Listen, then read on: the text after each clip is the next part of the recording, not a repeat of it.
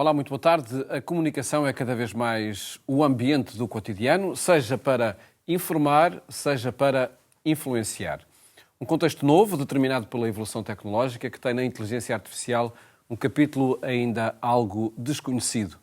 Neste programa falamos com o Nelson Ribeiro, investigador da Universidade Católica Portuguesa nesta área da comunicação e onde é atualmente vice-reitor. Muito boa tarde, obrigado por estar no programa Eclésia. Fazemos esta conversa no contexto das Jornadas de Comunicação, que o Secretariado Nacional das Comunicações Sociais promove esta quinta e sexta-feira, onde de facto queremos tentar perceber ou estudar esta interação entre o natural, o humano e o artificial. É possível delinear uma fronteira? Antes de mais, boa tarde, obrigado pelo convite e obrigado pela pergunta. É uma pergunta de facto difícil de responder. Na verdade, cada vez mais a nossa vida se passa tanto, obviamente, no ambiente físico do mundo real, como também no mundo virtual, e temos cada vez mais dificuldade em estabelecer, às vezes, a diferença. Neste sentido, muitas das vezes, quando tomamos decisões sobre produtos que vamos adquirir, sobre até o nosso posicionamento político, muitas vezes não temos muita noção do quão estamos a ser influenciados por aquilo que são os nossos contactos, as nossas relações e a nossa percepção que é construída com base, diria, no mundo físico, ou com aquilo que chega até nós através do mundo virtual. E é essa transferência que está a acontecer progressivamente, do mundo físico para o mundo virtual, mesmo nas interações que nós vamos tendo? Eu distinguiria talvez dois planos. O plano da interação pessoal. Eu creio que nós já tivemos mais uma fase em que acreditávamos muito que uma grande parte da nossa convivência diária, das nossas relações interpessoais, seriam transferidas para o ambiente online. Não estou a dizer que isso não aconteça, isso claramente acontece. Há muitos estudos que mostram os efeitos perversos que isso tem, nomeadamente em termos de saúde mental dos jovens, por exemplo, porque o ambiente virtual traz uma nova camada de complexidade às relações, que é a questão da representação. Portanto, no mundo virtual, as pessoas, na verdade, não mostram a sua vida real, constroem uma representação daquilo que querem que os outros vejam, não é? E, portanto, há muito este fenómeno de voyeurismo que cria, sobretudo nos mais jovens, esta ideia de que a sua vida é sempre menos interessante do que aquela que os outros têm, tal como a representam no ambiente virtual. E criam-se imagens, porventura, falsas do outro ou de organizações? Sim, criam-se imagens que não são reais. Portanto, costumo dizer aos meus alunos que aquilo que é a aparência da vida dos outros online não é certamente a vida real daquelas pessoas. Portanto, as pessoas tendem a escolher o melhor, o mais interessante para mostrar online.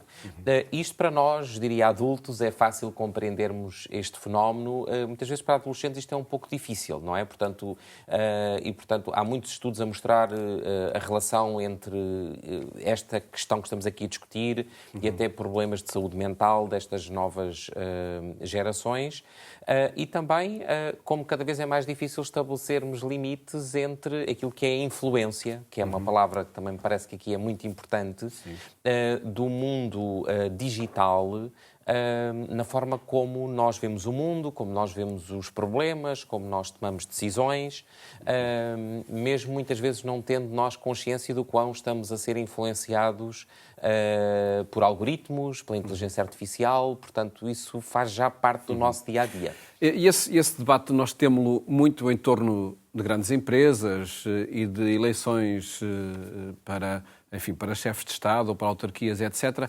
Mas é importante também ter este debate para o nosso cotidiano, ou seja, a influência pode acontecer no nosso cotidiano.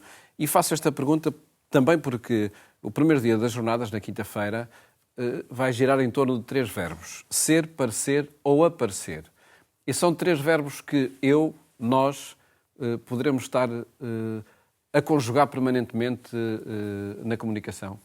Bom, para já, em relação ao verbo parecer, creio que está em tudo relacionado com aquilo que nós estamos Sim, a falar mesmo sim. agora, não é? Portanto, há uma aparência que se constrói daquilo que nós queremos mostrar nas redes e que nem sempre corresponde, ou, enfim, em muitos casos não corresponde de todo à realidade.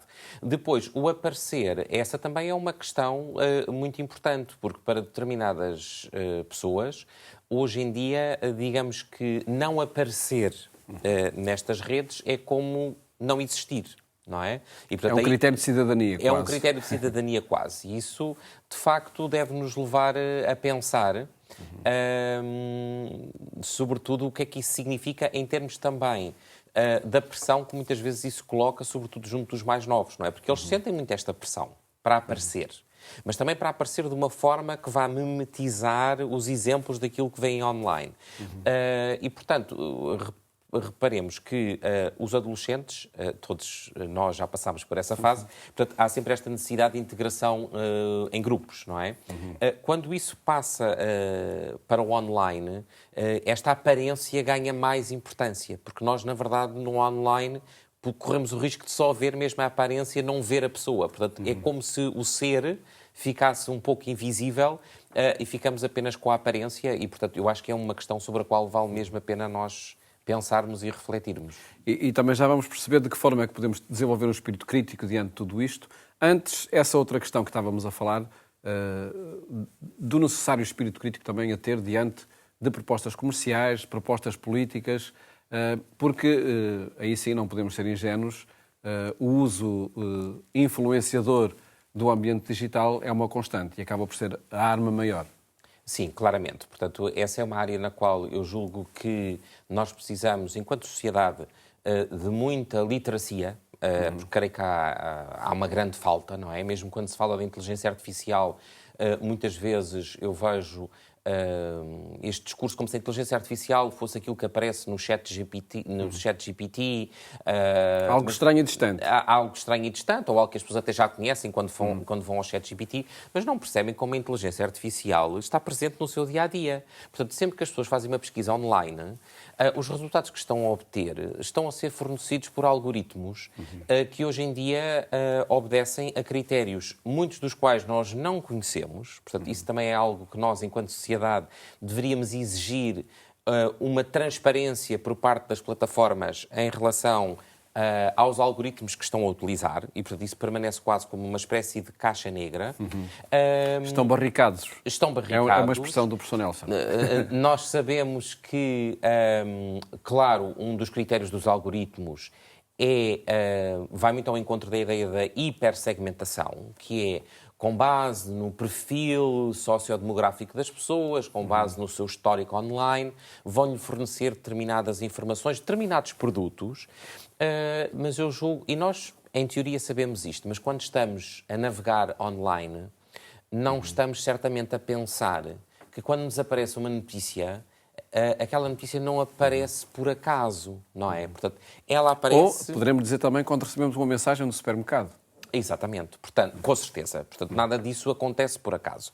Portanto, ou por trás disso está sempre, em princípio, um interesse comercial ou um interesse político, porque o investimento que hoje em dia é feito para canalizar determinado tipo de conteúdos para determinado tipo de pessoas é um investimento que é feito, obviamente, por empresas que vendem bens e serviços, portanto, aquilo que nós tradicionalmente conhecemos como publicidade, mas também, cada vez mais, por forças políticas, grupos de interesse, e basta pensar que, por exemplo, na plataforma como o TikTok, que é muito utilizada pelos mais jovens, eles recebem com frequência mensagens políticas. E, obviamente, essas mensagens políticas não aparecem por acaso. Portanto, elas aparecem porque há um algoritmo que está a favorecer que aquele tipo de imagem chegue a um determinado segmento da população. E eu acho que nós falamos muito pouco sobre isto. E só acrescentar mais uma ideia, que é a grande mudança que isto traz do ponto de vista político, é que, anteriormente, nós, quando analisávamos o conteúdo da comunicação política, nós tínhamos acesso a essa comunicação, porque, em princípio, era uma comunicação tendencialmente massiva. Era a mesma comunicação que chegava a muitas pessoas. Uma voz a falar para toda a população. Agora, nós quando analisamos a comunicação que chega a diferentes pessoas, esses conteúdos podem ser diferentes. Portanto, nós não estamos a consumir a mesma informação. E muita da informação que nos está a chegar serve para alimentar medos, serve para alimentar alguns preconceitos que nós já temos, mas aquilo que me está a chegar a mim não é necessariamente aquilo que está a chegar a outra pessoa. Portanto, este diálogo torna-se mais difícil. Portanto, é muito promotor, obviamente não vamos dizer que é a única causa, que isso também seria um exagero, mas é muito promotor da polarização. E certamente não é por acaso que nós vemos, enfim, a polarização política que tem acontecido um pouco por todo o mundo ocidental e não só. Obviamente há países onde não há polarização, porque se forem ditaduras, aí há outro tipo de mecanismos de controlo. Mas acho que, como o Paulo dizia, é um assunto sobre o qual nós deveríamos pensar mais, que é pensar como estas plataformas de comunicação que têm na sua base algoritmos cada vez mais complexos que nós nem percebemos, como eles têm uma grande influência na forma como nós às vezes pensamos sobre a realidade. E para resolver essa questão, para tentar pensar mais sobre isso, é fundamental ter acesso aos dados que estão na fonte de todas as mensagens que chegam. O tal estar embarricados esses dados é o que está na origem de ser impossível desenvolver um espírito crítico porventura mais eficaz? Bom, eu diria que o ideal seria haver uma transparência do lado das plataformas para que, efetivamente, nós até possamos desenvolver investigação sobre esses algoritmos. E aí o papel das universidades. E aí também o papel das universidades, centros de investigação, mas, por outro lado, como não me parece que vá ser muito realista se é alma do negócio, pensar que nós vamos conseguir ter acesso a esses dados, embora há iniciativas até a nível internacional de organizações que estão, no fundo, a lutar para que haja alguma transparência, mas dificilmente me parece que nos próximos tempos isso vai acontecer. Eu julgo que há outras dimensões da nossa atuação que podem ajudar. Uma delas é, efetivamente, fazermos algum trabalho de pelo menos chamar a atenção para aquilo que nós estamos aqui a falar, que é, se todos nós, enquanto cidadãos, tivermos um espírito crítico em relação à informação que nós consumimos, não só, mas eu diria, sobretudo online, e cada vez que nos chega uma determinada notícia, uma determinada recomendação de compra, nós percamos uns segundos a pensar porque é que será que eu estou a receber esta informação? Quem é que está a lucrar com o facto de eu ser exposto a esta informação? Isso ajudaria a tornar a sociedade mais crítica e mais robusta para lidar com estes fenómenos. Porque, como dizia, este é um fenómeno que é comercial, mas também é político. Há Estados que hoje em dia têm aquilo que se chamam os ciberexércitos, que aquilo que fazem é, efetivamente, produzir conteúdos, muitos deles falsos, outros que são ainda mais perigosos, são os que misturam a falsidade com a verdade. Portanto, é muito difícil às vezes distinguir, porque baseiam-se em algo que de facto aconteceu, mas depois o tiram do contexto. E, portanto, essas mensagens hoje em dia são colocadas nas redes por equipas muito profissionais e que sabem exatamente o que é que querem fazer. E como o Paulo dizia, antes das eleições, fala-se muito sobre isso, sobre a influência de determinados Estados nas eleições europeias, nas eleições americanas, mas depois, entretanto, há um ciclo de 4 anos e nós deixamos de falar sobre esse assunto. E isso está a acontecer todos os dias. Sim. Nós, nestas jornadas, e enfim, vou retomando o tema, porque de facto é o debate central que queremos que aconteça nestas jornadas, que vão decorrer em Coimbra, nos dias 25 e 26, demos assim por título genérico: comunicar sem corantes nem conservantes. Claro que quando compro um produto, tendencialmente vou perceber se tem corantes e conservantes. Na comunicação esse exercício não acontece.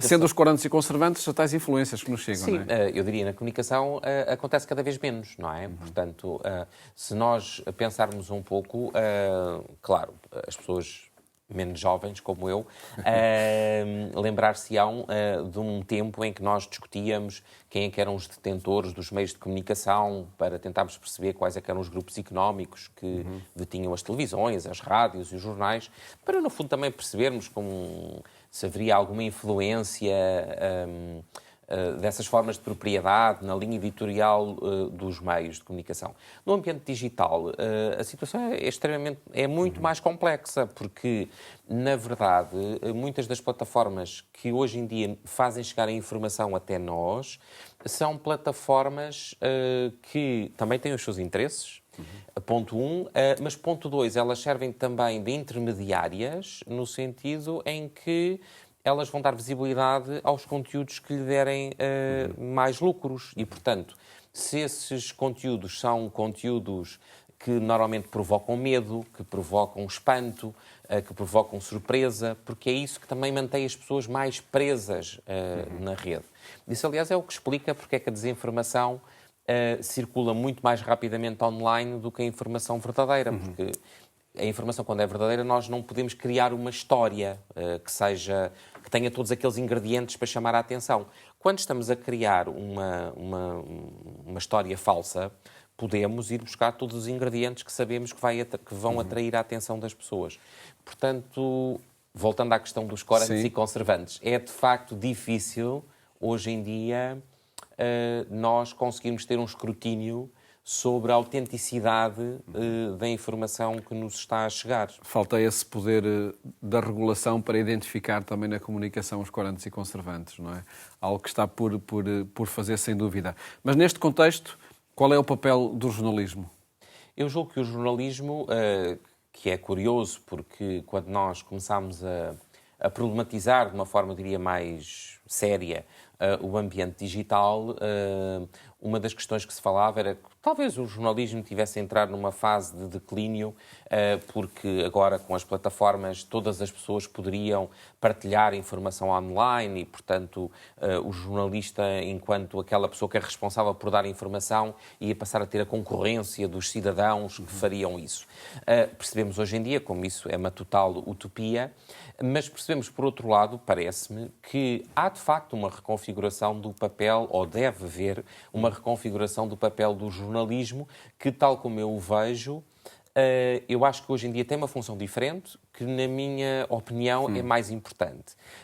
Creio que o jornalismo, hoje em dia, a sua principal função não é necessariamente fazer-nos chegar a informação, porque essa informação ela está em todo lado, mas eu acho que o papel do jornalismo é exatamente chamar-nos a atenção para a informação, de toda a informação que existe, o que efetivamente é relevante, e daquilo que efetivamente é relevante, o que é que realmente tem uma relação com a realidade, não é? Porque muita da informação que circula, hoje em dia, até é muito alimentada por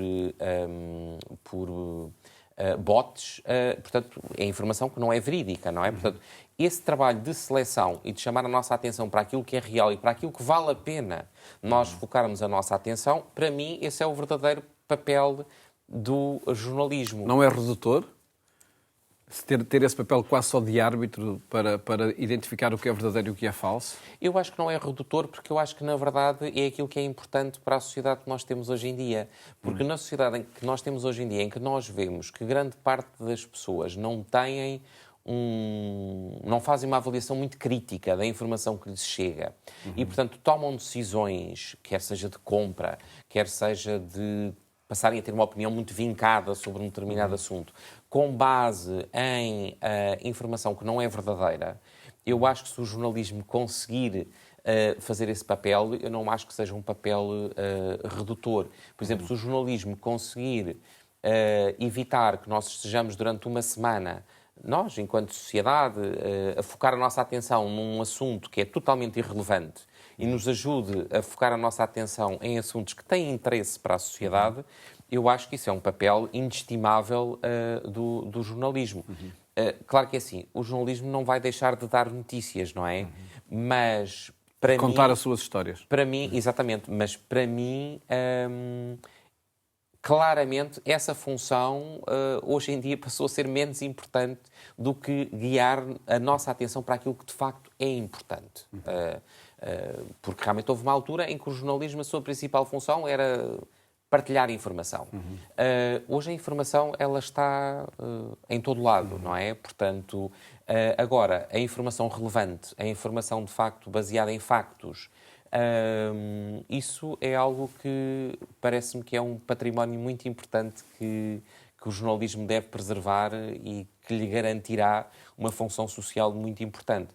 Infelizmente, parece-me que nós, nas nossas sociedades, ainda não arranjámos foi uma forma de valorizar esse trabalho do jornalismo, não é? Portanto, há disponibilidade das novas gerações para o desenvolver, esse jornalismo? Até pela experiência que tem na Universidade Católica, no curso de comunicação. É assim, há a disponibilidade das novas gerações, eu acho que há pessoas das novas gerações muito interessadas em fazer este tipo de jornalismo. Agora, temos de facto um problema que é a sociedade no seu todo ainda não arranjou mecanismos de financiar esta atividade, não é? Porque o jornalismo continua a ser financiado tendencialmente através de um modelo que foi criado no final do século XIX, não é? E em que o jornalismo era financiado através de anunciantes que pagavam para conseguirem chegar aos consumidores porque não tinham outros meios de chegar até eles. Hoje em dia, as marcas não precisam do jornalismo para chegar aos consumidores. Neste contexto ainda, qual é o papel das instituições, das organizações e inclui também a Igreja Católica? Eu creio que, as instituições em geral, a Igreja Católica em particular, eu creio que é, até por ser uma instituição que está tão enraizada no tecido social e, sobretudo, uma instituição que tem a capacidade de chegar a muitas pessoas jovens, com as quais é muito importante haver este tipo de conversa e de debate. É preciso nós garantirmos que não estamos a formar novas gerações de cidadãos que acabam por criar uma percepção do mundo baseada num virtual que não tem correspondência com o real. E nós vemos como muitas instituições, quer dizer, isto também as instituições de ensino, sim, isto também é muito o papel das universidades, e se calhar ficará surpreendido com o facto de muitas vezes temos alunos que chegam à universidade e que, por exemplo, não têm sequer noção de que, quando estão no TikTok ou no Instagram, de qual é a influência que os algoritmos têm nos conteúdos que eles estão a receber e como por detrás disso estão, obviamente, determinados grupos de interesse. E, portanto, eu acho que esta discussão tem que ser feita por muitas instituições e a Igreja Católica, pela sua capacidade de chegar aos mais jovens, tem também aqui um papel que é muito importante e também já agora manter também os jovens numa comunicação para lá do virtual. Porque essa é uma outra dimensão que não deve ficar descurada, que é, nós já percebemos hoje que o virtual não pode substituir as nossas relações face a face, não é? E mesmo os grandes defensores da tecnologia cada vez mais escrevem livros sobre o quão mal ou o quão nós estamos a maltratar as novas gerações por as estarmos a privar deste tipo de comunicação face a face. Ficam esses desafios aqui deste programa, onde lhe agradeço ter estado a analisar, a propósito destas jornadas de comunicação social, análise de professor Nelson Ribeiro, que investiga estas áreas da comunicação e sendo atualmente vice-reitor da Universidade Católica Portuguesa. Muito obrigado. Muito obrigado por ter estado no programa Eclésia. Recordo, uma vez mais, a realização destas Jornadas Nacionais de Comunicação Social, onde estes temas estarão em análise. Para participar, visite a página da internet onde encontra todas as informações. Votos de uma ótima tarde e até amanhã, se os quiser.